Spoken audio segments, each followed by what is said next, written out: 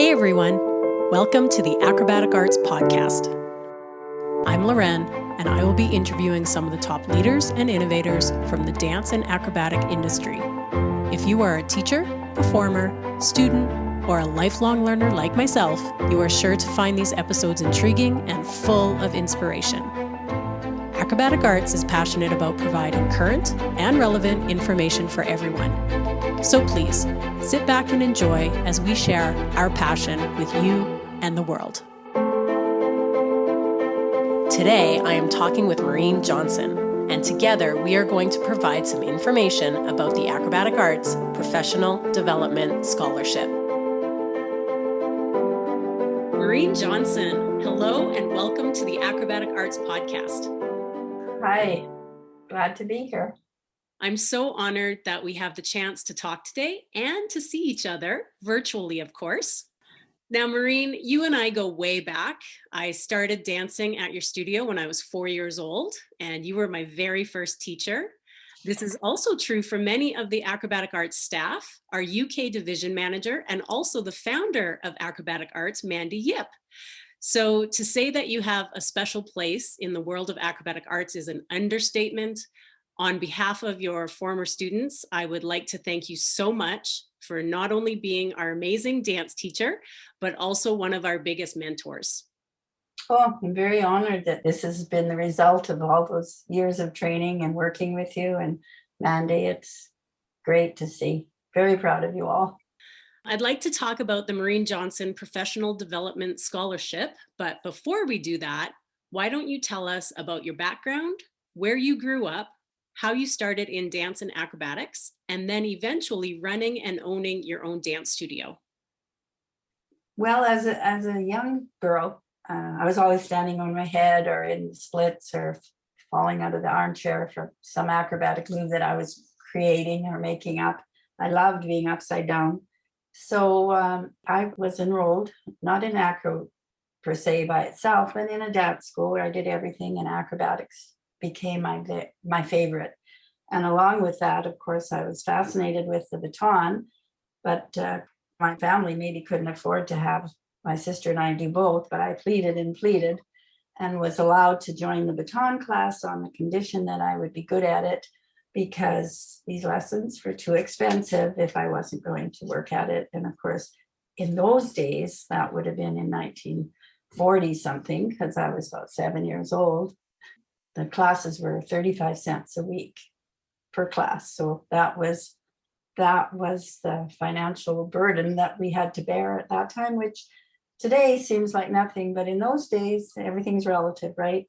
I did work hard so that I would be good at it, and I really loved it. Those two became my favorite, acro and baton.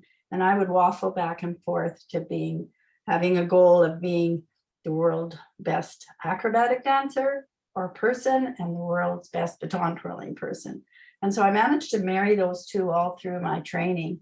And my teacher married and left about 9, and I was devastated. I couldn't believe she would leave me when we would definitely enjoyed working together. I was only 9, but I remember how devastated I was not to have a coach or a teacher. And over the years, that memory has stuck with me. And I think that is why I have persevered and stuck with the whole program, because I didn't really want to leave anybody stranded without a coach to finish what they were enjoying or were doing.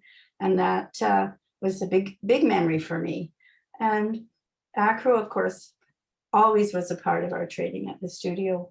And so about age 14 and a half, my sister and I did open the Martin School of Dancing in our home in a studio in the basement.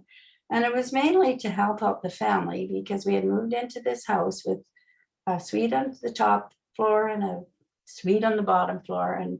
And that's how my parents managed to have this house, is because they had those roomers. And my mom did not like it. She wanted the house to herself. And Sonia and my mom came up with the idea that we could do this. And so it was financial. I was 14 and a half, and I was basically just part of the picture, but it wasn't my original idea to have this studio, because at that point I was still thinking that I would be the top competitor or whatever. Even though we didn't have competitions, I just felt that was my destiny to be a performer in acro or baton. But the studio, of course, grew, and we had our first recital in 1953 with about 35, 40 students, and it just grew from there. More and more, I realized that that is what I was going to do, because I went to a twirl camp in the States and was just amazed to see the standard of the 6 and 7-year-olds. And I realized then, I was about 17 at the time, and I realized then that no, it wasn't going to be my future, but perhaps I could teach somebody and it could be their future. And that's really how it all started. And it just grew, it just kept growing from there. But acro and baton and performing have always been a big part of the Martin School of Dance. My goal, just going back to, if they're going to be paying for lessons, they're going to be good at it. Philosophy, I worked very hard so that the kids were good at it and liked it. And in doing that, Sonia and I were constantly looking for people to train with and to learn from. For those first years of the studio, we earned enough throughout the year to spend it all summer on further training. We would go to Chicago. We had a school connection with a school there. That was the seed that it grew, that made me realize how continuing education is vital in this field when you're working with children and when you're working with a technique that depends on knowledge. If I would have given my eye teeth to have a syllabus like acrobatic arts when I was growing up, because we did everything from seeing something in a show or by trying it or hearing about it. There was no syllabus to follow. There's no step-by-step approach. It was all just kind of, we used to say we just learned by the seat of our pants. Open the dining room buffet, and whatever fell out, that's what we taught that week. And it didn't take long for us to realize that it had to be more of a structure, more of a system, and that first things first. And that's how you learn best, is by knowing the basics. And that took a long time to grasp. There were lots of ups and downs, of course, but that became the foundation of the studio. It's a great foundation. You are based in Regina, Saskatchewan, Canada. So even you saying going to Chicago, especially at that time, must have been a huge trip. It was huge. We took the bus. And one year we actually took the train. And one year we came home with $5.67 and a pile of music, a big suitcase full of records. They were 78s, which is, people today, I don't even know what that is, but we carried those home on the train, clutching them to our bosom, because that was just so valuable to teach. Because when we started, we had a little turntable that my dad had, and 1 or 2 records that we had. So we used the same music over and over and over again. And so to have this music at our disposal, it was wonderful. We were fortunate enough to find this dance association that had these conventions in Chicago. And my dad was always very interested in little theater and productions in the community. In his connections, he worked with the grandstand show that was at the exhibition in the summer, and the girls on the dancers in the show had nothing to do in the afternoon. And they were from Chicago. And so my dad said, well, I have a daughter who really liked to learn those skills. And so I would go every afternoon to the grandstand racetrack. And in the middle of the racetrack, on the grass, these girls would work with me on back handsprings, aerial cartwheels, all the things they were doing on stage with such ease. We struck up quite a friendship. And of course, one of the girls had an aunt in Chicago who had a dance school. And that was our connection. And that's where we went every summer for, I'm sure, 10 years. Wow. We got to be part of that Chicago family. And of course, the head teacher, the girl who owned it, her name was Ruth. She had a performing group of acro and baton. And she wanted me to stay and be part of that group, which I was all prepared to do till I phoned home. And then I realized, no, I couldn't leave home. I already was attached to the kids. But it shaped me. Yeah. And she would devote 2 weeks to us every summer. It's quite an adventure, and we felt quite brave and quite grown up, actually, to do that on our own. I mean, I wouldn't have missed that for the world. I realize that now that was a big part of the dance studio and how we treated it. Right. But I often wonder what would have happened if I had stayed in Chicago. And I think I made the right decision to come back home and continue what we had started.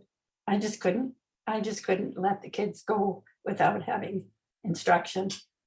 Yeah, Maureen, you have such a legacy. I think the whole dance and acrobatic and baton twirling world would not be where it is if you would have stayed in Chicago. And there's thousands of people who appreciate that you did stick with your studio and keep teaching. So thank you again. Oh, It's easy to see that professional development, you really value it for yourself as well as others. And I'm sure that's, how you get a scholarship named after you. So talking about the scholarship, it's been around since the beginning of Acrobatic Arts, and I have a few statistics. I just went back to 2019, and in 2019, the scholarship had 35 applicants. And then in 2020, it went all the way up to 89 applicants. So it really is growing fast. And maybe you could tell the listeners what you look for in an applicant when you're looking at everyone that sends in applications. right. I mean, it's totally impressive how it has grown. It was a little bit easier when there were only 35 to read, but I do read them all several times, and I'm most impressed with sincerity in the application and a situation that actually requires some support. Sometimes that support is just what boosts someone to the next level. I'm looking for someone who actually is a self-starter, motivated to do things for the sake of the student, to grow their studio or to learn more. I think the idea of learning more appeals to me. And it's become easier to sense that from the applications.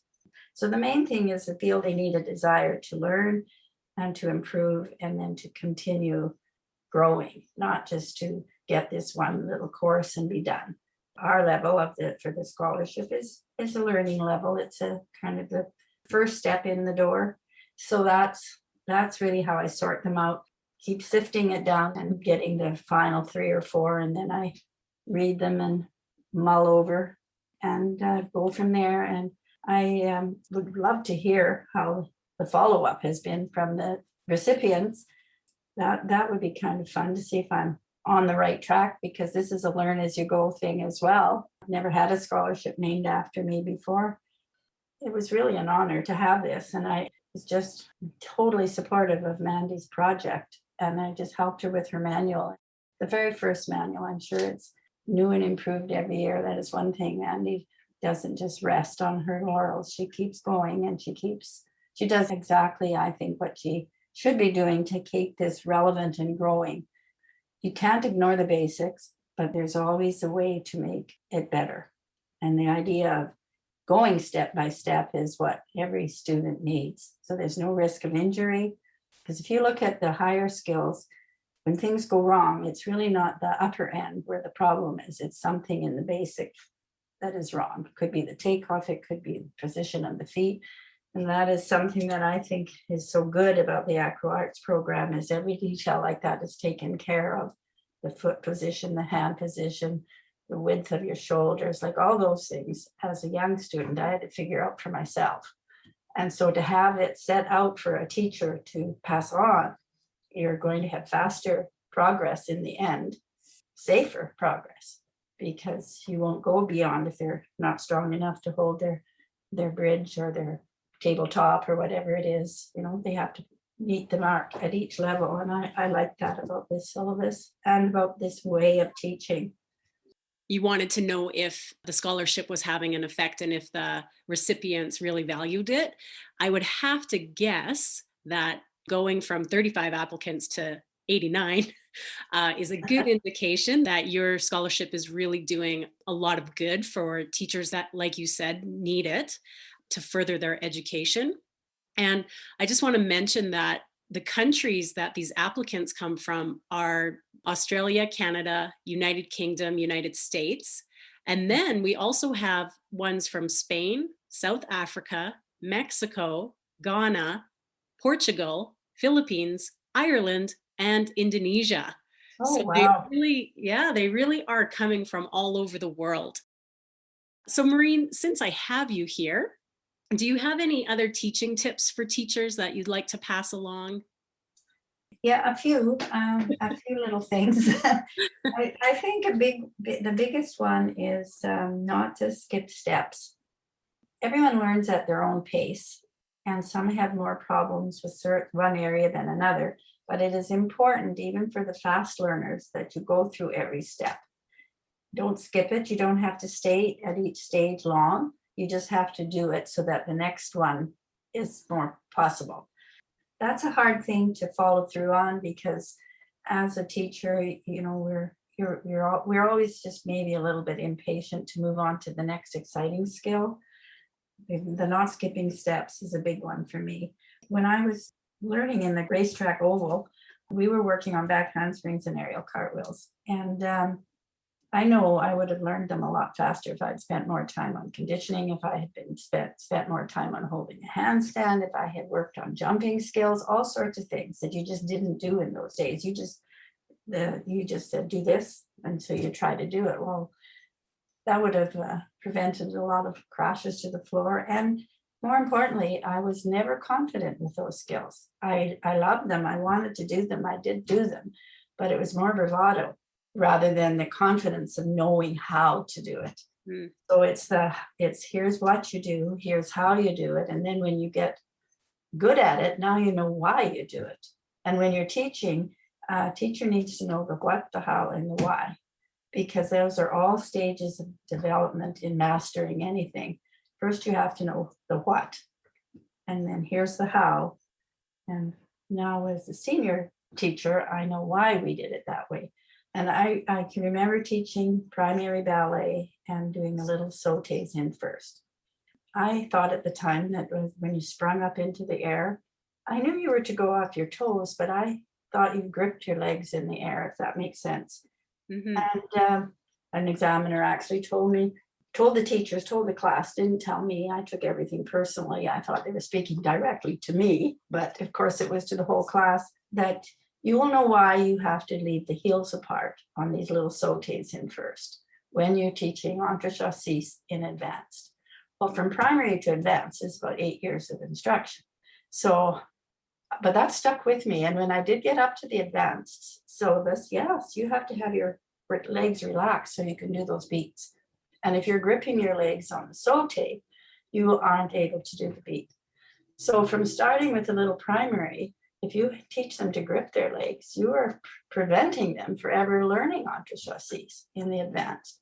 So that was a 10-year progression of learning for me. And by that time, I knew why. So I became a much better teacher at the primary level, knowing where that was leading to. That's the value of ongoing education. When I say you don't reinvent the wheel, but you do a better job of the foundation, so the wheel becomes better in the end. I like to say dance education lasts a lifetime, and it's totally true. There's where the teachers have to be patient and go step by step. Brilliant. Words of wisdom. Now, maybe a fun question. What's your favorite acro skill to watch, teach, or do, and why? Well, of course, young, it was the back handspring and the aerial cartwheel. Now it's how the back handspring is developed with these twists and from the floor and into the floor. And I love to watch those. I love the walkover. I love all the variations of the walkovers. And I love the cartwheel walkover combinations that are turning up. It's really interesting to see how they need both the cartwheel and the walkover, and they need that flexibility in the hips to turn, and they need the strength. That's fun for me to see what they can accomplish with those basics instilled in them. Yeah. And Maureen, correct me if I'm wrong, but I seem to remember when I was young going to the studio, and was there a picture of you in a traditional contortion stand with your feet over on the floor? Right. I was very flexible. I could do that. If you're laying on your side and you're holding your toes under your chin like a bow tie. Yeah. He's just sticking. Yeah, though that was quite that was the trend then. That was more contortion. You did handstands with a definite arch in your back. Like the forearm stand was another favorite of mine as a young girl, because I could do kind of a stag position and my leg would be parallel to the floor. Well, then gymnastics sort of changed that for a while, and they were teaching the straight body position in a handstand. So contortion kind of went out, right? Yeah. And I wasn't really a contortionist. I wasn't that flexible, but I was flexible enough to get my feet under my chin. And we had a skill in those days that was the highlight skill. It was called a hoop snake. I don't know if they still do it, but you do a back bend from your knees, grab your ankles, and then you roll forward on your tummy, holding onto these feet. And that was always a crowd pleaser. But see, that prevented back handsprings from being well done because my back was too soft. So that's where the combination of the strength and the flexibility was lacking in my early training. And that's why the back handspring was such a stumbling block for me. I mean, you learn by what you experience, right? Mm-hmm. Yeah. Anyway, that's one of my, I love that picture. And I also have another memory. I believe the year was 1988. Oh, yes, I think I know. The walkover day. Yes. 1988. I was born in 39, so over 40, that's for sure. Is it safe to say that that was the last time you did a walkover? That was totally the last time I did a walkover because I wasn't equally developed and I turned too much and one shoulder came up before the other. It was like a completely lopsided walkover, but I got over and up. But I know you were there to spot in case it was a complete disaster. I said I would do it, so I was going to do it. I did my splits on the wall, stretched and worked out the whole summer to try to get, but I didn't do any walkovers in practice. I think if I had practiced walkovers, the challenge would never have been met. I just felt I had to show you that I could do it. Since that time, I have done some cartwheels, but not a walkover. Well, that's dedication to your students for sure. Oh yeah, the students are everything to me. They still are. I just want them to learn. I want them to learn by example. I want to be a good example for them. But I can't do it like I used to do it, but I'm blessed with the knowledge of what steps to go through. So that's a blessing. We can still be successful. Yes. Are there any other stories or experiences that you would like to share that might help other studio owners or teachers or even acrobatic students? I know that the power of positive thinking is very important in this field that we're in. There's a great book. Dennis Quakely is the author, and the book is The Psychology of Winning. And it's on the motto, if you think you can, you can. And I think that as a teacher, that's basically what you have to instill from day one. Everybody in competition, I'm referring to competition here, but everybody has the same situation. So it's how you handle the situation. So I think that kind of reading is very helpful for teachers, just to have that mentality that they bring into class.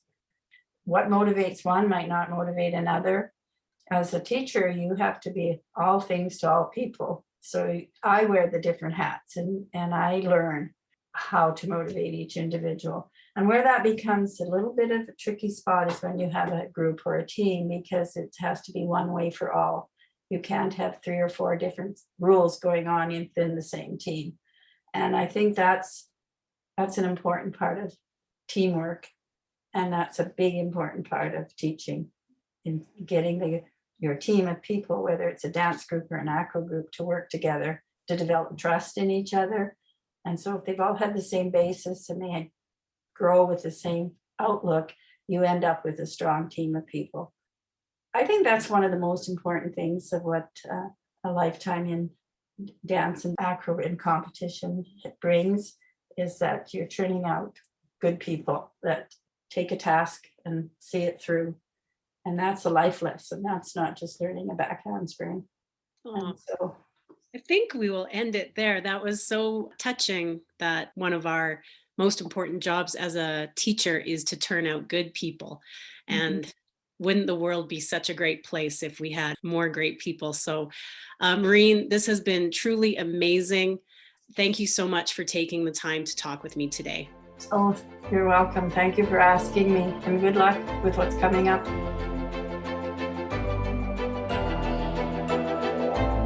If you are a teacher who would like to apply for the Acrobatic Arts Professional Development Scholarship, go to the Acrobatic Arts website, click on Training for Teachers, scroll down, and you will find Teacher Scholarships. Thanks for listening, everyone, and have a great day.